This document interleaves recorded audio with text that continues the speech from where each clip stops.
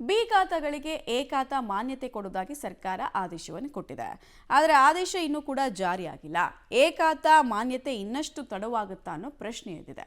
Details ಇದೆ, ನೋಡ್ಕೊಂಡು ಬರೋಣ ಬನ್ನಿ. ಬಿ ಖಾತಾಗಳಿಗೆ ಎ ಖಾತಾ ಮಾನ್ಯತೆ ನೀಡಲು ಹೊಸ ಸಾಫ್ಟ್ವೇರ್. ಬಿ ಖಾತಾಗಳಿಗೆ ಎ ಖಾತಾ ಮಾನ್ಯತೆ ಇನ್ನಷ್ಟು ತಡ ಸಾಧ್ಯತೆ. ಹೊಸ ಸಾಫ್ಟ್ವೇರ್ ರಚನೆ ಬಳಿಕ ಎ ಖಾತಾ ವಿತರಣೆ. ಬಿ ಖಾತಾದಾರರಿಗೆ ರಾಜ್ಯ ಸರ್ಕಾರ ಗುಡ್ ನ್ಯೂಸ್ ನೀಡಿತ್ತು. ಎಲ್ಲಾ ಬಿ ಖಾತಾಗಳನ್ನ ಎ ಖಾತಾ ಮಾನ್ಯತೆ ನೀಡೋ ಬಗ್ಗೆ ಆದೇಶ ಆಗಿತ್ತು. ಆದೇಶ ಆಗಿ 1 ತಿಂಗಳು ಸಮೀಪಿಸುತ್ತಾ ಇದ್ದರು. ಇನ್ನು ಎ ಖಾತಾ ವಿತರಣೆ ಆಗ್ತಿಲ್ಲ. ಬಿ ಖಾತಾದಾರರು ಎ ಖಾತಾ ವಿತರಣೆ ಯಾವಾಗ ಅಂತ ಎದುರು ನೋಡುತ್ತಾ ಇದ್ದು, ಎ ಖಾತಾ ವಿತರಣೆ ಮತ್ತಷ್ಟು ತಡ ಆಗುವ ಸಾಧ್ಯತೆ ಇದೆ. ಬಿ ಖಾತಾಗಳಿಗೆ ಎ ಖಾತಾ ಮಾನ್ಯತೆ ನೀಡಲು ಬಿಬಿಎಂಪಿ ಹೊಸ ಸಾಫ್ಟ್ವೇರ್ ಸಿದ್ಧಪಡಿಸುತ್ತಿದೆ.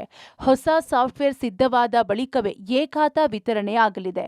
ಹೊಸ ಸಾಫ್ಟ್ವೇರ್ ಖಾತಾದಾರರೇ ಅಪ್ಲೈ ಮಾಡಿ ಹಣ ಪಾವತಿ ಮಾಡುವ ವ್ಯವಸ್ಥೆ ಇರಲಿದೆ. ಜೊತೆಗೆ ಸೈಟ್, ಕಟ್ಟಡ ಮಾಹಿತಿಯನ್ನು ಒಳಗೊಂಡ ಅಂಶವನ್ನು ಕೂಡ ಉಲ್ಲೇಖ ಮಾಡಿ ಎ ಖಾತಾಗೆ ಅಪ್ಲೈ ಮಾಡಬೇಕಾಗುತ್ತೆ.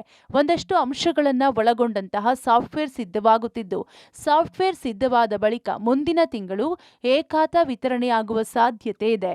ಬಿ ಖಾತಾ ಟು ಎ ಖಾತಾ ಈಗಾಗಲೇ ಸಾಫ್ಟ್ವೇರ್ ಫೈನಲೈಸ್ ಮಾಡ್ತಿದ್ದಾರೆ. ಬೋತ್ ಇನ್ನೊಂದು 2 ವಾರದೊಳಗೆ ಆಗಬೇಕು. SOP ಗೈಡ್ಲೈನ್ಸ್ ನಾವು ಇಶ್ಯೂ ಮಾಡ್ತೀವಿ. ನಮ್ಮ team is working on the standard operating procedure. ಹೊಸ ಸಾಫ್ಟ್ವೇರ್ ಜೊತೆಗೆ ಒಂದಷ್ಟು ಮಾರ್ಗಸೂಚಿಗಳು ಎ ಖಾತಾ ಪಡೆಯಲು ಜಾರಿಯಾಗಲಿವೆ. ಯಾವೆಲ್ಲ ಸಾಫ್ಟ್ವೇರ್ ಜಾರಿಯಾಗಲಿದೆ, ಹೇಗಿರಲಿದೆ ಮಾರ್ಗಸೂಚಿ ಅನ್ನೋದನ್ನ ಕಾದು ನೋಡಬೇಕಿದೆ.